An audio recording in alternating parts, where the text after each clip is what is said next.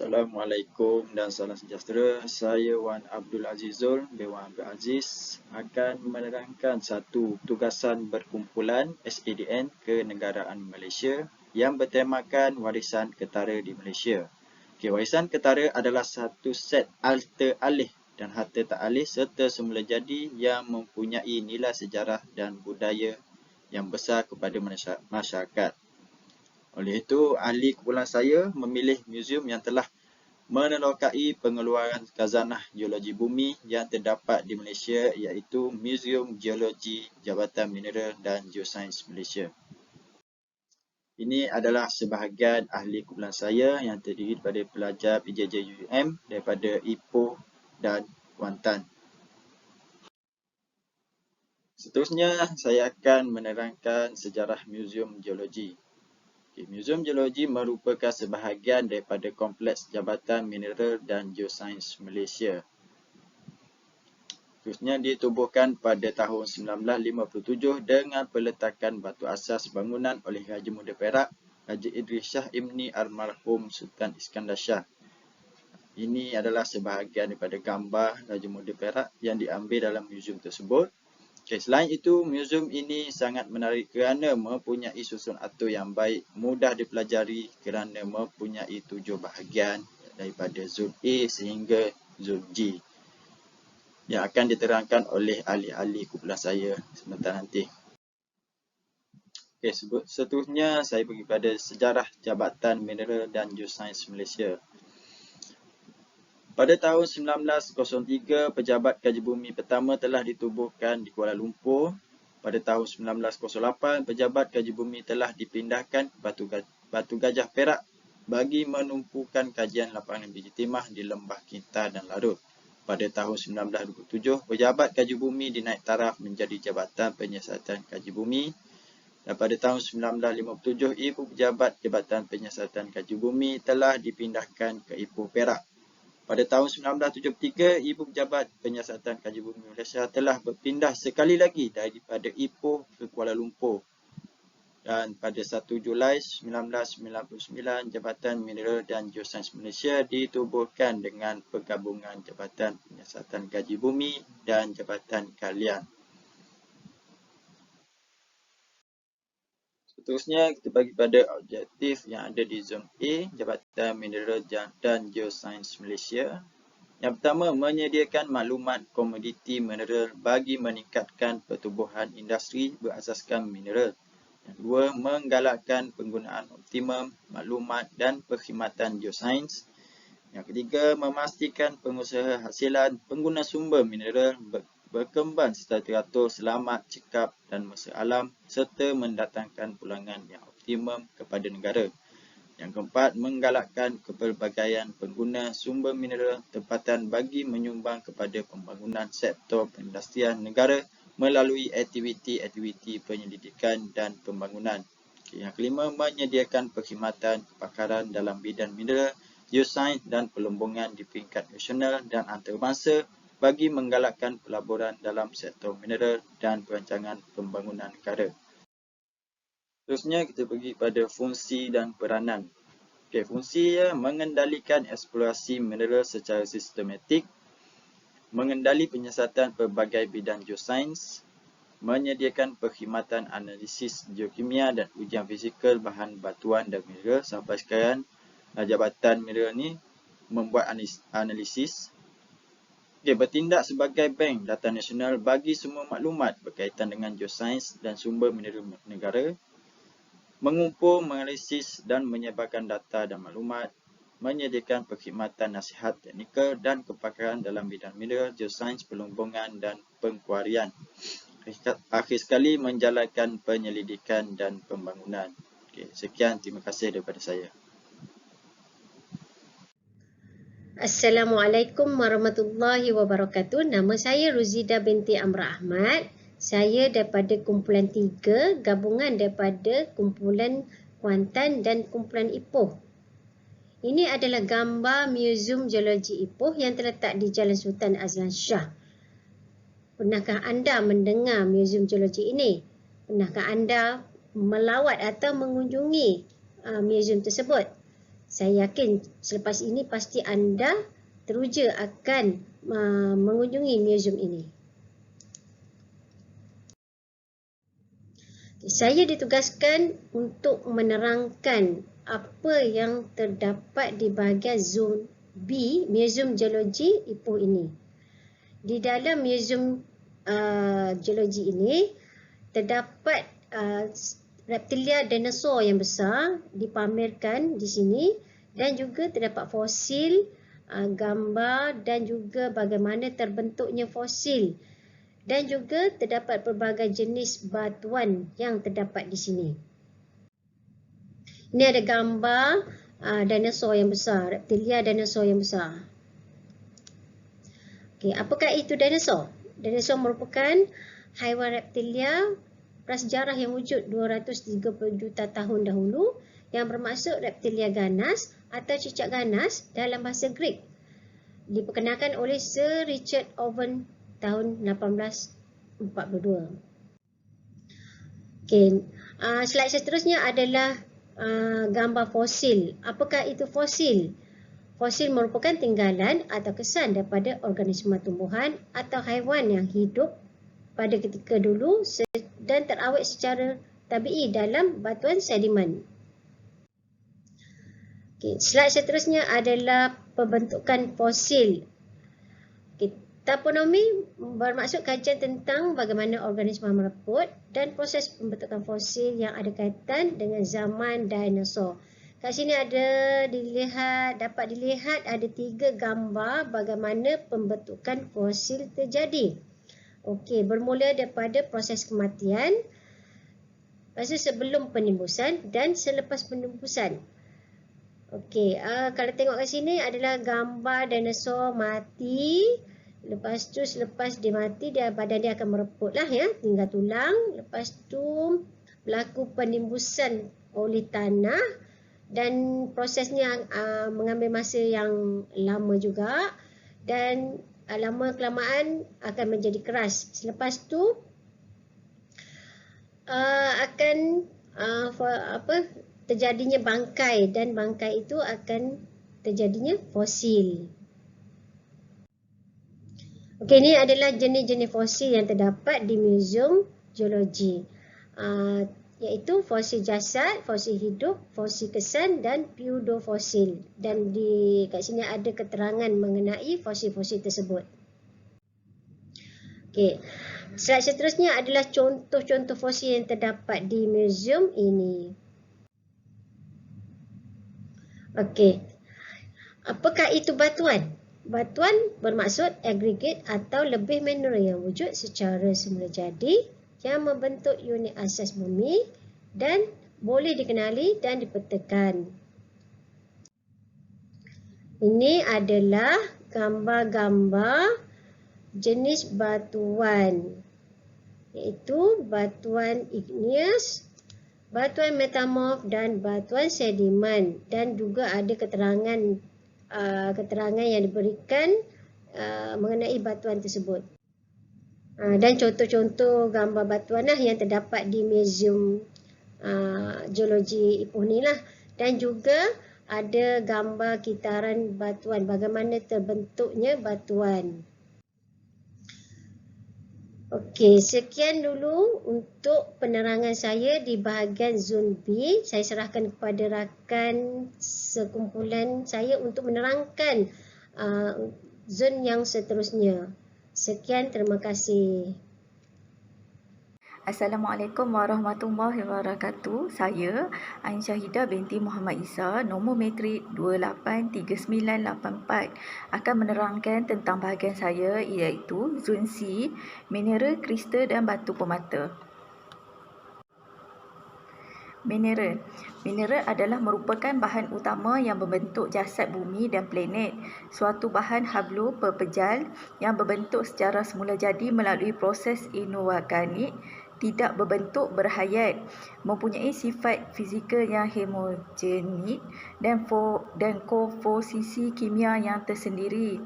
Contoh seperti amber, arsenofirit, mika dan magnetit. Seterusnya, sejarah batu kristal, bagaimana ia terbentuk dan apa yang digunakan untuknya. Sejarah batu kristal dan ia terbentuk. Nombor 1, jenis kuarsa, mineral paling banyak. Contoh warna kuning, merah jambu serta putih. Nombor 2, orang Yunani panggil kristalo. Terjemahan bahasa Rusia bermakna ais. Bahasa kimia, semuanya lebih peroksida. Kristal adalah silikon dioksida. Manakala nombor 3, jenis pembangunan heteroterma. Apabila penyelesaian alkali panas tebu dengan garam silikon secara beransur-ansur menguap di bawah pengaruh suhu tinggi dan dengan akses oksigen. Nombor 4 iaitu baris warna berubah-ubah. Kristal adalah lebih besar. Di Lombok di zaman dahulu ditemui di pengisiran sungai yang mengalir dari bawah glasier. Potongannya iaitu retak-retak. Manakala apa yang digunakan untuknya.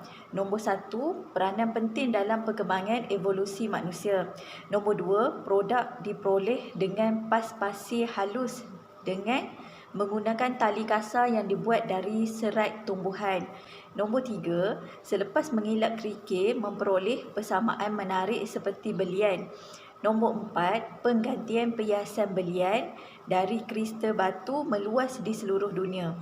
Manakala yang terakhir iaitu pendedahan haba. Bahan ini dengan sempurna memancarkan radiasi UV.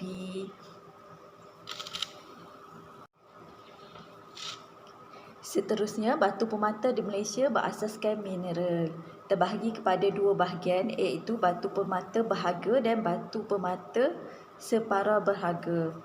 Yang berharga seperti intan, belian, zamrud dan delima. Yang pertama, terkenal di seluruh dunia. Yang kedua, kilauannya yang cantik apabila digilap dan batu permata paling keras. Pelbagai warna iaitu jernih, putih, biru, kuning, merah, hijau, merah jambu, perang dan juga hitam. Nombor 3, harga batu ditentukan dengan tahap kekerasan, warna kejernihan, potongan dan karatnya. Nombor 4, batu delima yang terbaik mempunyai warna merah yang terang dan pekat. Manakala batu separa berharga seperti garnet dan kuarsa. Yang pertama digunakan sejak zaman tembaga sebagai permata dan bahan pelelas. Yang kedua, dijumpai berwarna merah tetapi boleh didapati dalam beberapa warna lain seoranye, kuning, hijau, biru, ungu, perang dan sebagainya. Yang terakhir sekali iaitu nombor 3, terdapat dua kategori iaitu mikrokristalis. Hablu boleh dilihat dengan mata kasar dan lagi satu mikrokristalis. Hablu yang hanya boleh dilihat di bawah cermin kanta pembesar.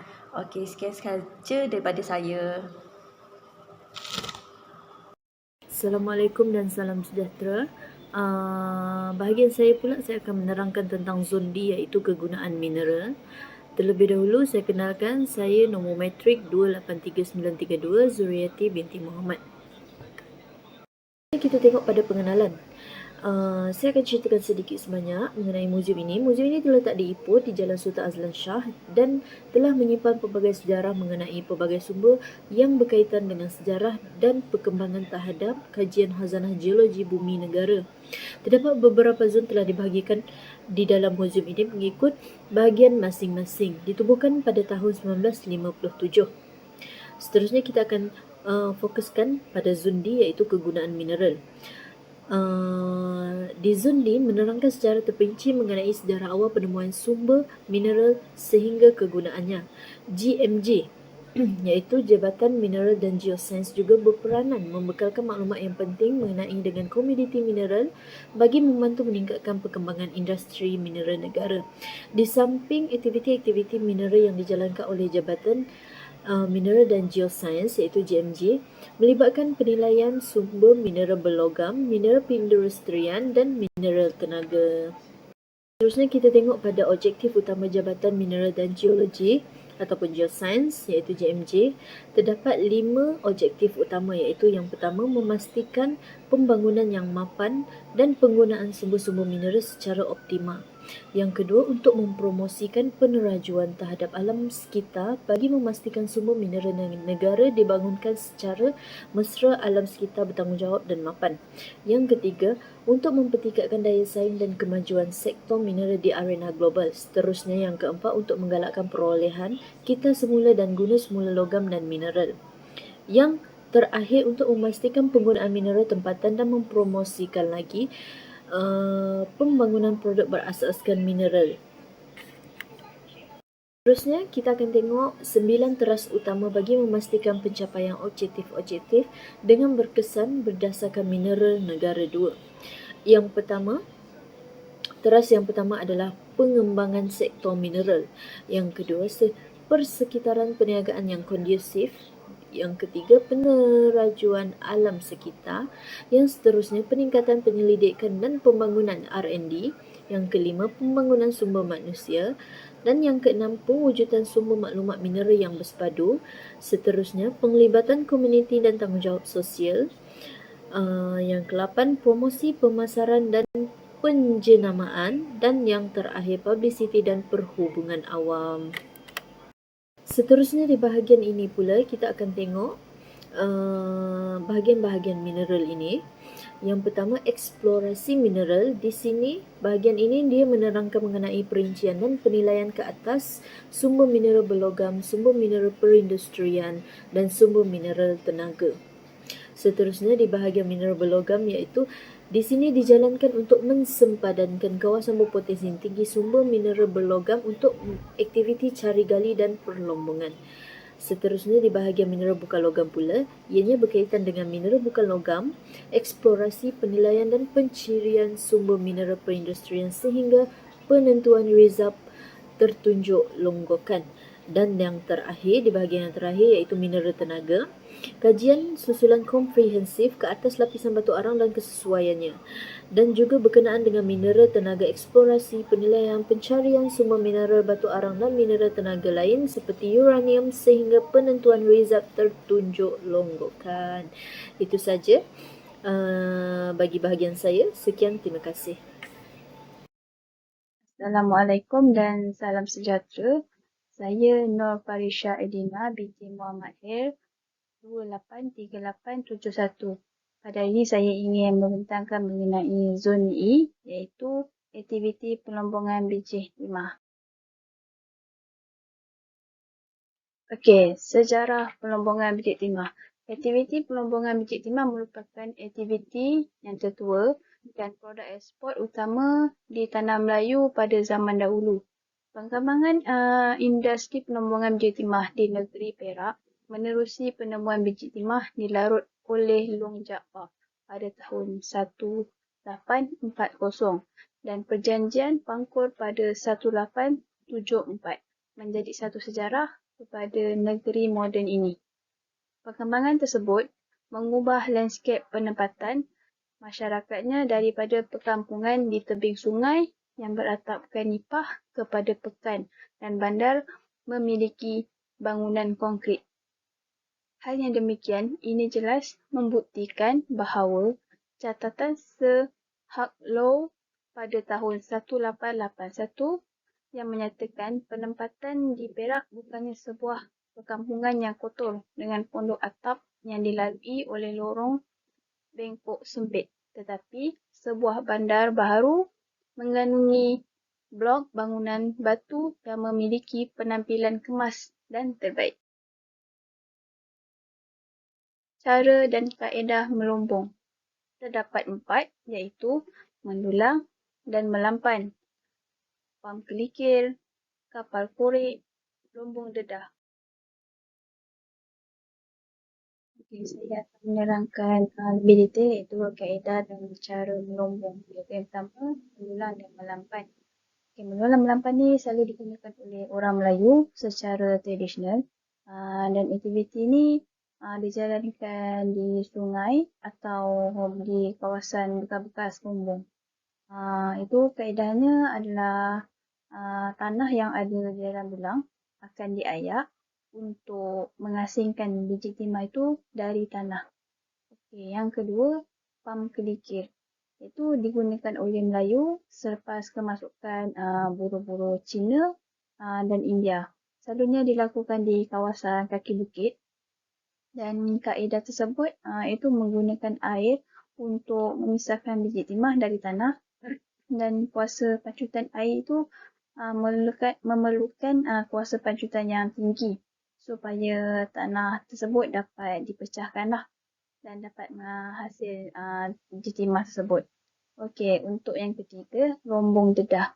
Rombong dedah yang paling terbesar di dunia terletak di ibu negara Malaysia, Kuala Lumpur, Sungai Besi Mines Ltd.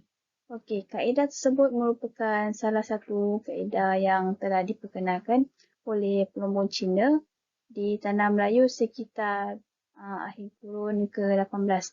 Hasil tanah yang dikorek tersebut akan dibawa ke kilang dan kilang tersebut akan mengasingkan tanah dan hasil biji timah tersebut. Okey, untuk yang terakhir sekali, kapal korek, iaitu digunakan untuk mengorek tanah yang mengandungi biji timah dan pengasingan biji timah dijalankan di dalam kapal korek itu sendiri. Iaitu terdapat satu pencedok di kapal korek tersebut, iaitu dia akan mengaut tanah yang mengandungi biji timah dan mengangkut biji timah tersebut ke satu tempat yang tinggi di dalam kapal korek. Bahan-bahan yang telah dikorek itu akan dicairkan oleh sumpitan-sumpitan air ketika bahan-bahan itu dimasukkan ke dalam tabung silinder. Sementara bahan-bahan yang mengandungi timah tersebut disalurkan ke loji pemisah. Okey, itu saja daripada saya. Terima kasih. Assalamualaikum warahmatullahi wabarakatuh. Saya Fatin binti Abdullah Zawawi, nombor matrik 283735. Mana untuk tugasan kali ini, saya diberi tugas untuk membentangkan berkenaan dengan zon F yang terdapat di Muzium Geologi Ipoh, iaitu zon yang menerangkan mengenai eksplorasi mineral dan geologi marine.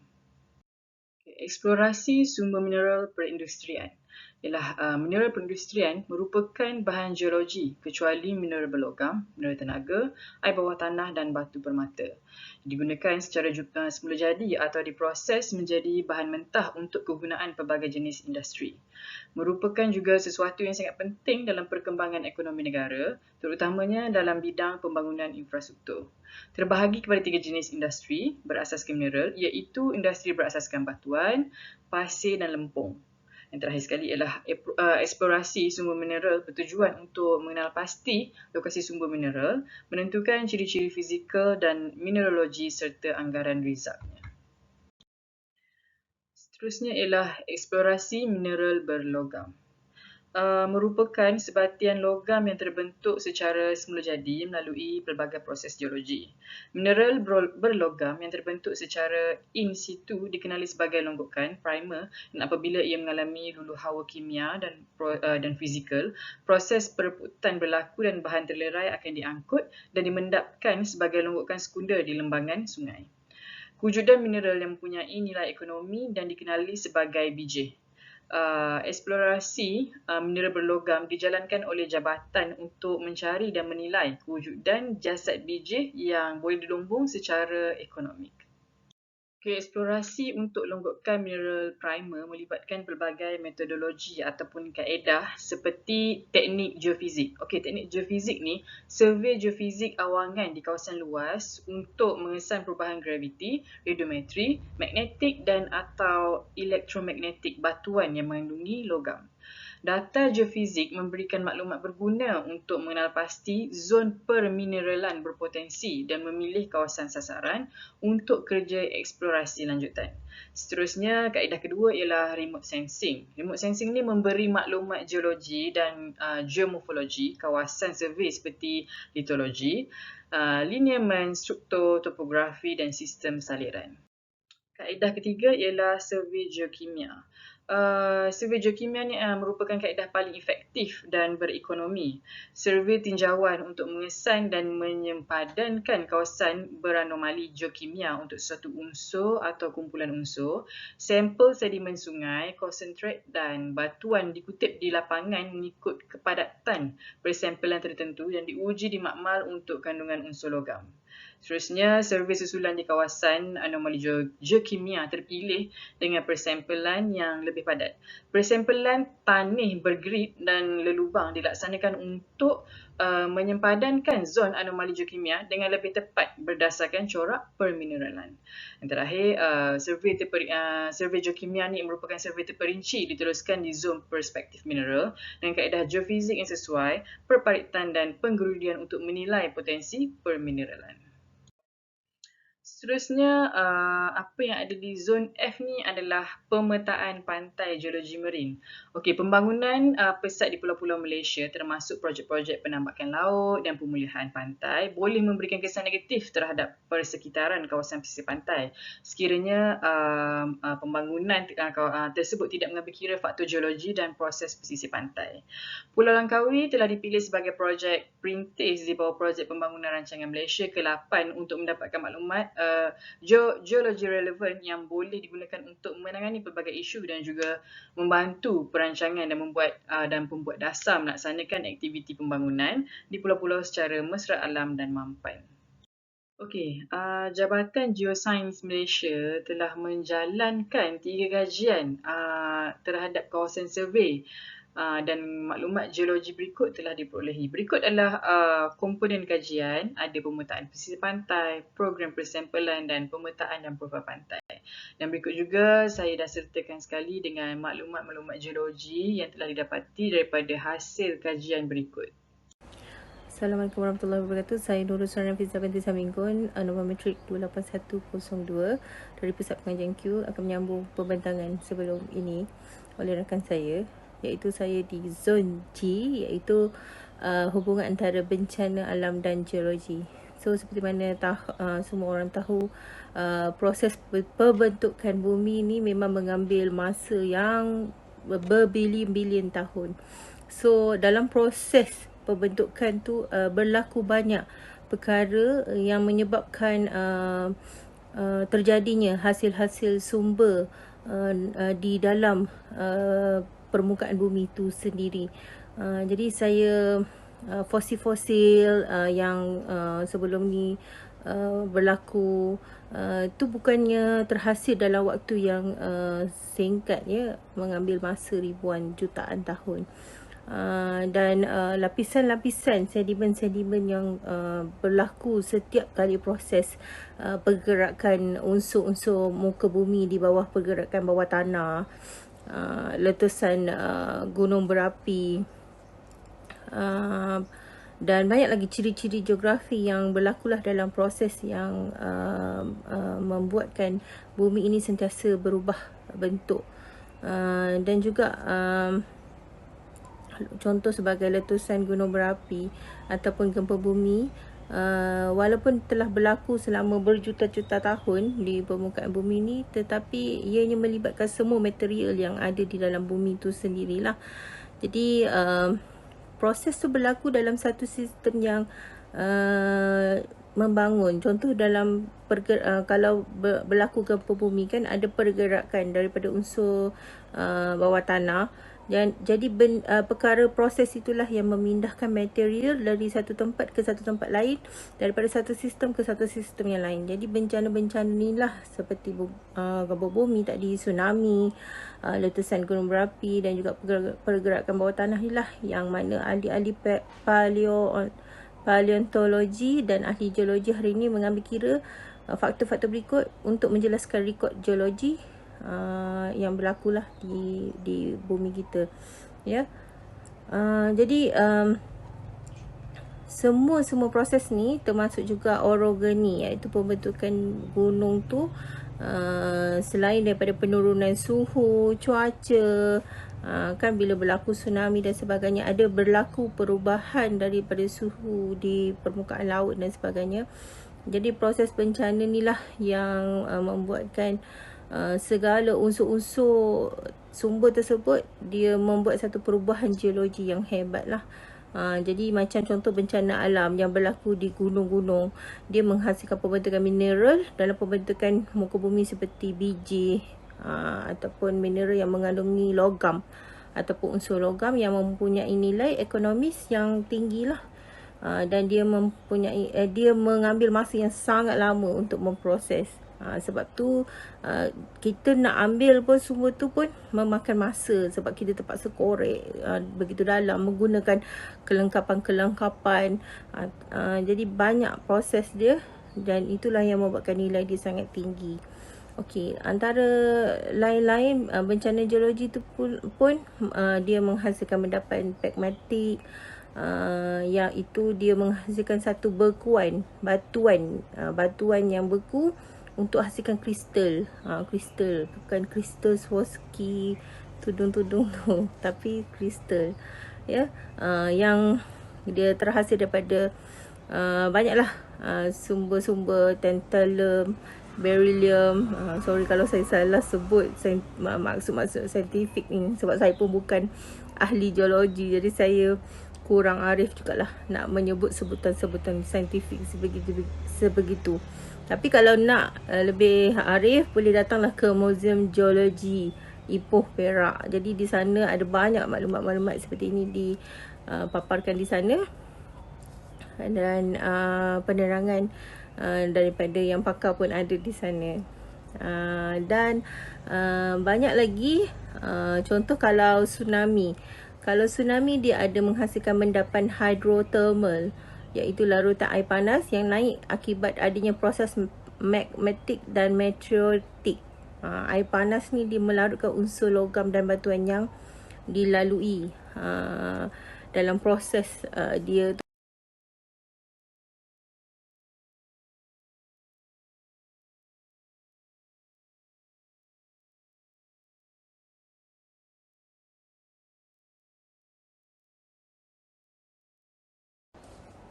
Okey, di slide ni ada menerangkan tentang antara bencana-bencana alam yang berkait dengan proses geologi. Contoh seperti letusan gunung berapi, tsunami, pergerakan bawah tanah dan juga gempa bumi. Jadi antara proses-proses ni lah yang dihasilkan mendapan pegmatik ataupun mendapan yang terbentuk pada batuan beku yang menghasilkan kristal yang kasar. Ya, sebab ada proses-prosesnya dan lain-lain, contoh seperti tsunami sendiri kan, ataupun banjir besar. Kalau tsunami tu dia berlakunya perubahan suhu dan cuaca yang mempengaruhi permukaan laut tu sendiri untuk hasilkan mendapan hydrothermal, iaitu hydrothermal ni larutan air panas yang naik akibat berlakunya proses pegmatik dan meteoritik. Jadi air panas ni lah yang melarutkan unsur-unsur logam dan batuan yang dilalui semasa proses tersebut berlaku, yang menghasilkan pengkayaan unsur dan mendapatlah sebab daripada tempat yang suhu tinggi kepada suhu yang lebih rendah. Jadi endapan metamorfik ni dia memiliki hubungan lah dalam proses metamorfis. Jadi ini juga yang membantu untuk penghasilan biji, ya, yang berlaku dalam permukaan bumi itu sendiri. Jadi macam kandungan metal ni dia memberi satu nilai ekonomi yang tinggi lah, sebab dia pun terhasil bukan dalam proses yang sekejap, proses yang lama dan juga susah, ya. Perkara itu sangat susah. Kita pun tidak dah dengar tiap-tiap tahun wajib ada tsunami dan sebagainya. Tidak, ya. Benda tu bukan senang berlaku, tetapi pernah berlaku dan menghasilkan sumber-sumber yang kaya dengan nilai yang sangat tinggi ni. Sebab tu dia mahal, ya, ataupun dia sangat berharga, sebab dia proses untuk pembentukan tu sendiri pun mengambil masa ribuan tahun. Jadi banyaklah proses-proses lagi yang berlaku untuk penghasilan setiap sumber-sumber ni, seperti kristal, batu granit ke, ataupun biji timah ke dan sebagainya. Okey, di slide seterusnya ni ada saya kupaskan sedikit lah tentang Lombong dan Kuari. Tadi di zon yang lain rakan saya telah pun menceritakan dengan lebih terperinci, jadi saya akan ambil sedikit saja. Kenapa aktiviti perlombongan ni sangat penting? Pertamanya, bila kita tahu daripada mulanya aktiviti perlombongan ni sendiri, dia telah menarik meningkatkan nilai sumber ekonomi itu sendiri. Sebab tu ianya menjadi tarikan pendatang Cina untuk datang ke negara kita untuk melombong, ya, aktiviti perlombongan. Dan kenapa ianya sangat penting? Kerana ianya memegang nilai yang sangat tinggi, ya. Bukan saja dia membantu kepada ekonomi negara pada ketika tu, dia membantu meningkatkan taraf hidup penduduk, memberi pekerjaan dan sebagainya. Dan dia juga menjadi satu warisan, ya, warisan yang sangat perlu dijaga oleh kita supaya sebab ini adalah antara nilai-nilai sejarah, ya, yang tidak semua negara ada ataupun tidak semua tempat ada. Contoh di Malaysia sendiri pada tahun 1820-an berlaku ada perlombongan di Perak, dan juga pada 1824 berlakunya aktiviti perlombongan di Selangor. Jadi bukan semua tempat ada. Jadi perlu ini adalah nilai warisan yang perlu kekalkan kepada generasi akan datang, ya. Barulah kita, anak generasi kita tahu daripada mana hasilnya biji timah, apakah rupanya, bagaimanakah caranya untuk kita ambil biji timah tersebut, dan apa kegunaannya dan sebagainya, apa nilainya. Jadi nilai perkara-perkara ni sangat pentinglah dijaga. Sebab tu di Malaysia sendiri kita ada beberapa muzium yang kita ada menyimpan khazanah-khazanah dan juga aktiviti maklumat ataupun rekod untuk aktiviti perlombongan dan kuari ni. Contohnya di Muzium Geologi Perak ni sendiri, tempat kajian kami, Muzium Palong Tin, Muzium Petroleum, Tanjung Tualan Branch nombor 5, dan juga beberapa tempat lagi lah. Jadi di zon G ni memang dia menyimpan khusus lah aktiviti perlombongan yang berlaku di Perak tu sendirilah. Jadi kita boleh dapat maklumat sebab sangat penting, ya. Selonggokan mineral biji timah ni sangat penting sebab dia memberi sumbangan yang sangat besar lah kepada ekonomi negara. Seterusnya saya pergi sedikit kepada hidrologi, sumber mineral dan juga geowarisan. Okey, hidrologi sedikit secara ringkasnya ialah dia menyebabkan peningkatan penggunaan air sumber daripada bawah tanah. Okey, kenapa air ni penting? Saya rasa semua orang pun tahu sumber air ni sangat penting kepada penggunaan ke dalam kehidupan manusia itu sendiri, selain daripada digunakan untuk penggunaan-penggunaan industri seperti pertanian, peternakan dan lain-lain. Jadi perlunya ada teknologi untuk kita kembangkan, untuk kita dapatkan air daripada mata air ni, untuk kita gunakan kaedah yang berbeza lah. Daripada dulu kita ada kajian-kajian macam mana kita nak membina telaga untuk kita dapatkan sumber air bawah tanah tu. Contoh pada tahun 1836, hidrologi moden ni ditubuhkan untuk sebagai salah satu cabang sains untuk mengkaji, meneroka untuk kita bangunkan lagi sumber air yang kita ada ni. Dan perkara ni semua dia berkait lah tentang pembentukan air bawah tanah, bentuk rizab dan tangkungan dia, penyebaran rejim pergerakan yang berbeza. Yang paling penting ialah rizab air lah. Kita perlu tahulah sumber, kalau kita nak gunakan sesuatu sumber tu, berapa lama jangkaan masa sumber tersebut boleh menampung kepada keperluan kita. Barulah kita boleh buat kajian lagi. Kalau rasa tak cukup pada hanya boleh digunakan dalam tempoh 30 tahun. Jadi selepas 30 tahun tu apa kajian yang kita harus lakukan supaya kita boleh tidak bergantung lagi pada sumber yang ada, ataupun kita mencari sumber yang lain dan sebagainya. Jadi pentingnya kaedah-kaedah untuk kita buat kajian ni. Dan walaupun dia cabang yang kompleks ya, hidrogeologi ni, tapi dia menjadi satu tumpuan jugalah dalam bidang kajian terhadap sumber geologi itu sendiri. Jadi ianya juga salah satu kajian yang mengenai untuk kita kenal antara sifat air dan juga kimia air itu sendiri, sifat fizikal dan kimia air itu sendiri. Sebab bekalan air bawah tanah ni dia bekalan yang sangat cukup kompleks. Sebab tu ahli hidrogeologi ni dia berperanan untuk kita untuk menangani pengetahuan tentang geologi struktur dia, stratigrafi, geologi foto, geologi yang berkaitan lah pemetaan dan sebagainya. Jadi penting untuk ahli geologi itu sendiri tahu supaya dapat merumuskan kualiti air yang berada bawah tanah tu, seperti klimatologi, hidrografi, kimia analitik, matematik lanjutan dan hidrolik. Jadi perkara-perkara ni sangat penting. Jadi di zon G ni ada maklumat-maklumat yang memaparkanlah kajian ahli hidrogeologi itu sendiri dengan kaitannya dengan sumber mineral yang berlaku di Perak lah khususnya. Okey, kita pergi seterusnya kepada geologi itu dalam pembangunan negara sendiri ya. Okey, dulu kenapa tidak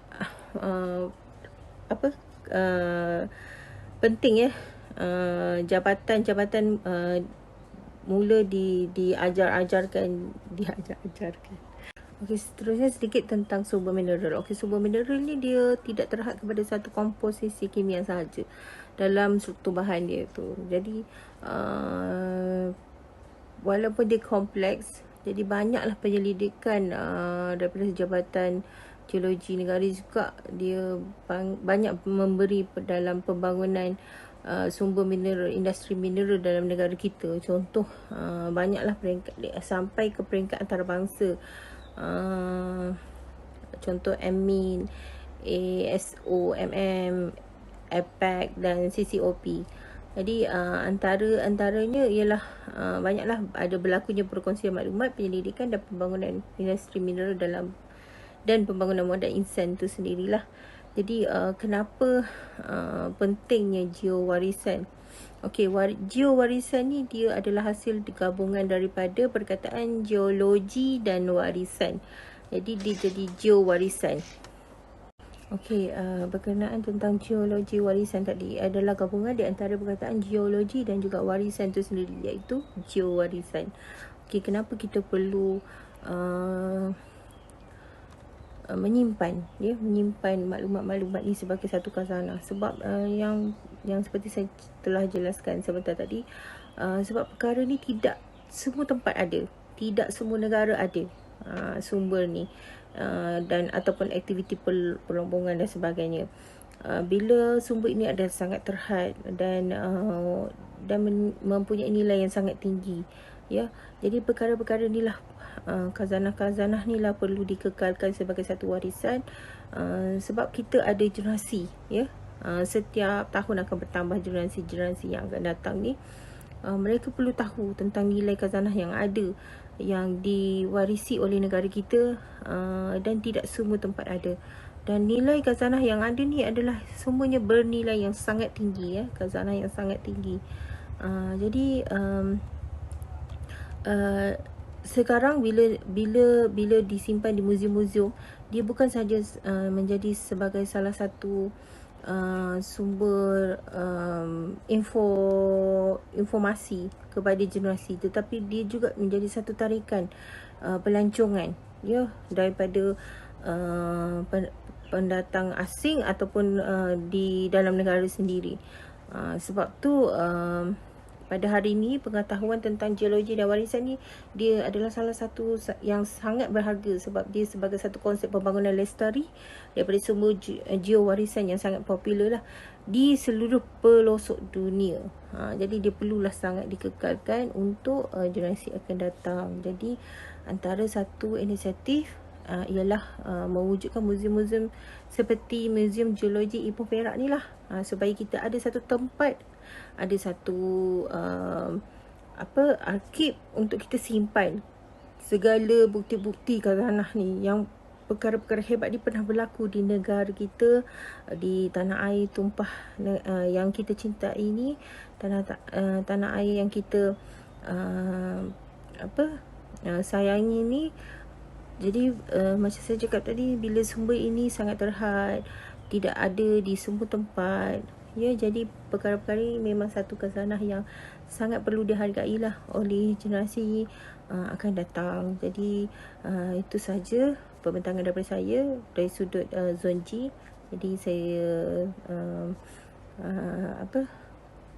sebagai penutup, apa pun maklumat haruslah mengenai geologi ni tidak boleh diambil